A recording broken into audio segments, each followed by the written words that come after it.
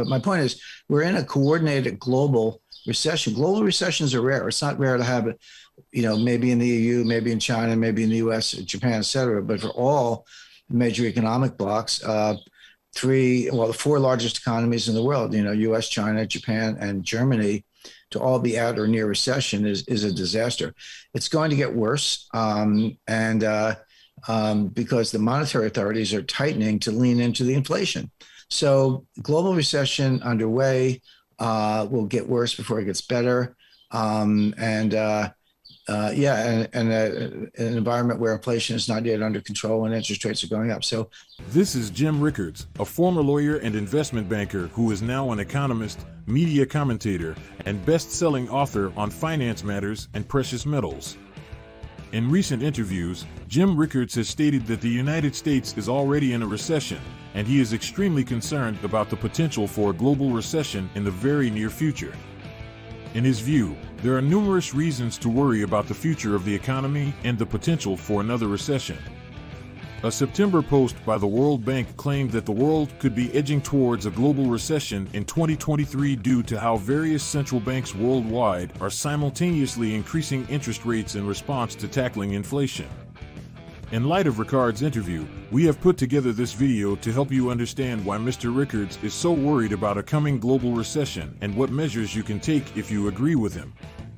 Please watch, like, and share this video.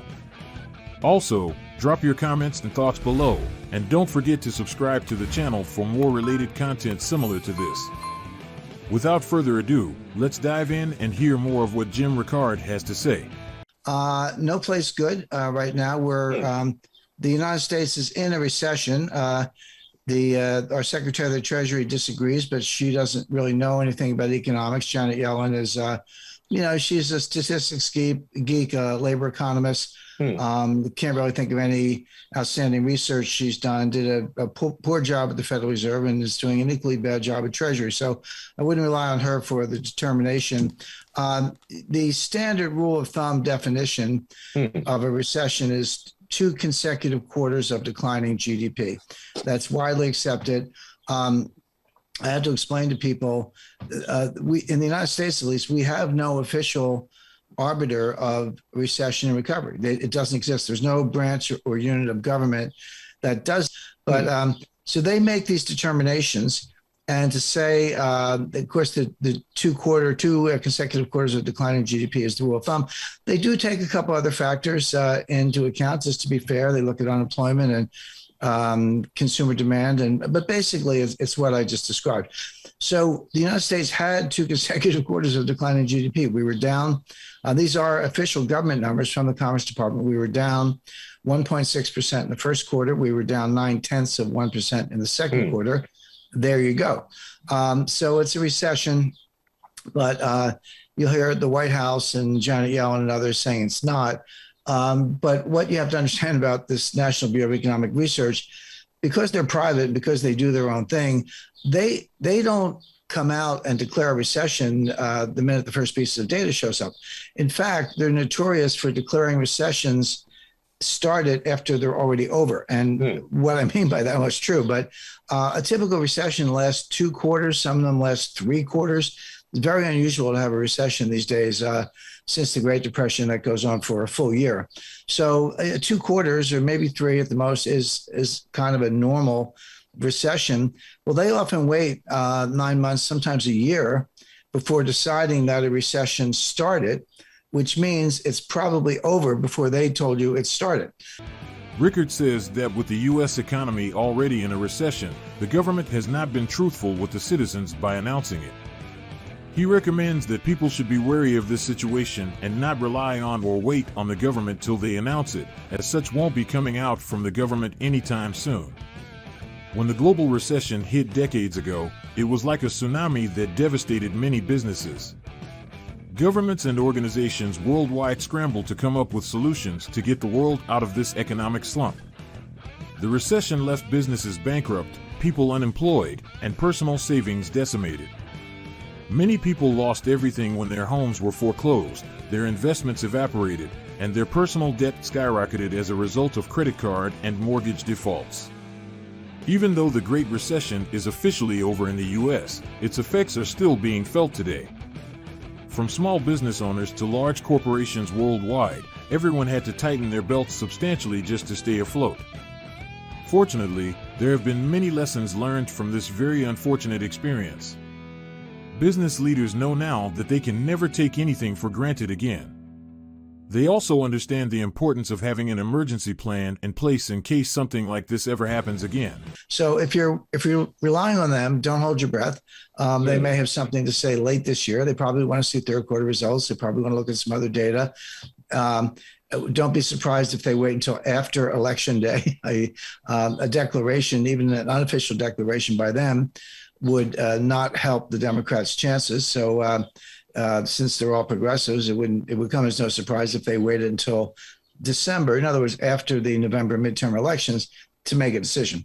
So, but I don't have to wait for them. I'm an analyst. I have leadership. I provide a lot of advice, and so do others. I'm not the only one. And I have no hesitation in calling it a recession. We did, in fact, have 2 consecutive quarters of GDP. Now, over to China, the world's second largest economy. China reported in the second quarter that they grew at 0.4% annualized. Of course, 0.4% is, kind of a rounding error away from zero, or negative, if you will. But 2 things. Number one, first of all, you have to compare that to 30 years of close to 10% compound growth, not 0.4%, but 10% compound growth. And even in recent years where they're sort of stuck in the middle income trap and not growing as quickly, they were producing kind of 5-6% growth in a good year. So to come up with an annualized rate of 0.4% is pathetic. But we also know the Chinese lie about just about everything. And so they are, it's almost certainly the case that they are in a recession also. If they're willing to admit 0.4%, which is pathetically low, you can bet that the reality is negative. And there are other private surveys and other more reliable sources that do say that. So China, it looks like they're in a recession as well. Of course, that's a combination of Xi's zero COVID policy. Shanghai's a city of 26 million people. Beijing's a city of 22 million people. In recent months, they've both been locked down, 48 million, close to 50 million people locked down, stuck in their houses, arrested on site, except for some essential workers who have to be tested on a daily basis. I mean, completely destroyed the economy. And they will continue to do that because that policy, from a public health perspective. With the global economy on shaky ground and potential downturns looming, it's a good time to review your financial situation and consider what could come next. There are many potential outcomes of the current volatile market. Some of these scenarios may be pleasant. Interest rates stay low, markets keep climbing, and everyone gets rich. However, other possible outcomes aren't so rosy. Interest rates go up again, markets crash again, and this time things don't bounce back so quickly because it's not just about business cycles anymore. The world is waking up to the fact that we are living in the final phase of an unsustainable monetary system built on debt that must end badly, not with a whimper, but with a bang. Listen to these carefully. Is a mess, and not just that. There's a stark decoupling going on between the Chinese economy and the U.S. economy. It follows that the U.S. if China is the factory of the world and the U.S. isn't buying anything from the factory, well, the factory of the world is going to be in recession also. In other words, a slowdown in the U.S. means a slowdown for China because we're major trading partners, and same thing in the EU. EU data is mixed, of course. It looks like France and Italy are doing a little better, and Spain, but Germany is in horrible shape. You take the EU as a whole, they're close to a recession, not quite there. Germany, again, probably in a recession. So Japan, I just got back from Japan.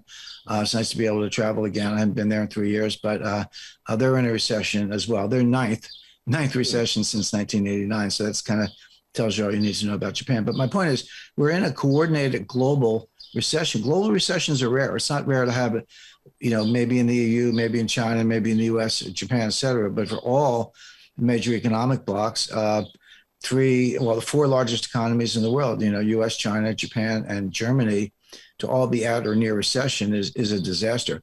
It's going to get worse. Because the monetary authorities are tightening to lean into the inflation.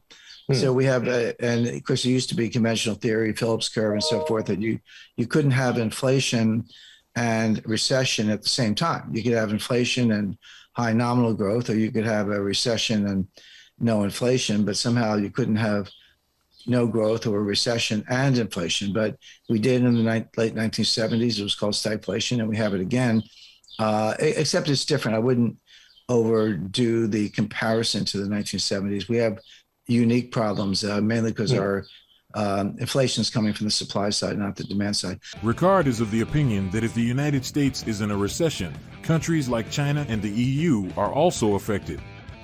In that way, he believes they are also in a likely recession, which also goes on with other countries like Germany and Japan.